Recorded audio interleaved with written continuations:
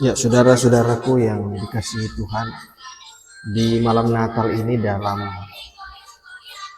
suatu renungan Yohanes 3 ayat 16 di bawah tema kasih Allah yang besar. Yohanes 3 ayat 16 ini adalah ayat yang paling sering kita dengar dan mungkin ayat yang paling kita hafal. Dan pada malam Natal ini kita semua diajak bukan hanya menghafal, tetapi menghayati isi hatinya Allah. Ayat ini memperlihatkan tentang tiga kebenaran utama tentang suatu kasih Allah yang begitu besar.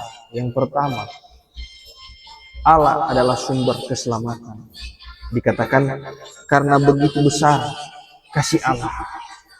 Segala sesuatu dimulai dari kasih Allah, bukan dari agama, bukan dari ritual, ataupun usaha manusia, atau juga perbuatan baik.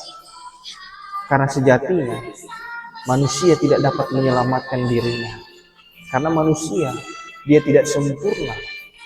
Dan surga adalah tempat yang sempurna. Dan tidak ada manusia yang sempurna. Karena itu, Allah sendiri yang memulai karya keselamatan itu. Maka Natal ini mengingatkan kita diselamatkan bukan karena kita layak, bukan karena kita pantas, tetapi karena Allah mengasihi. Dan yang kedua, dasar keselamatan adalah anaknya yang tunggal. Dikatakan sehingga ia telah mengaruniakan anaknya yang tunggal. Inilah inti Natal. Allah memberikan yang paling berharga, yaitu Yesus Kristus yang lahir sebagai bayi, menjadi manusia agar dapat mati menebus dosa kita. Dari kemuliaan dia menjadi manusia, dari takhta menjadi palungan, dari Allah yang kekal menjadi bayi yang lemah. Mengapa harus anaknya sendiri? Karena hanya Allah, anaknya yang cukup sempurna untuk menjadi korban penebusan manusia. Kalau orang ingat di Taman Getsemani, Yesus berkata, biarlah cawan ini berlalu. Tetapi tidak ada suatu suara dari surga yang berkata, hentikan. Karena apa? Karena penebusan kita, penebusan manusia, itu harus terjadi.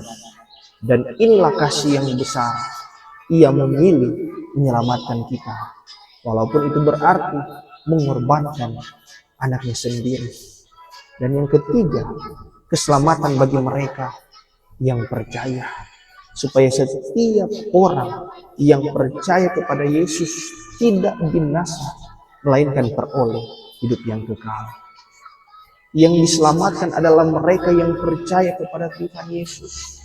Bukan mereka yang paling baik, bukan mereka yang berbuat baik, tetapi mereka yang membuka hati dan menyerahkan hidup kepada Kristus. Karena keselamatan itu hanya didapatkan lewat keyakinan kepada Tuhan Yesus Kristus.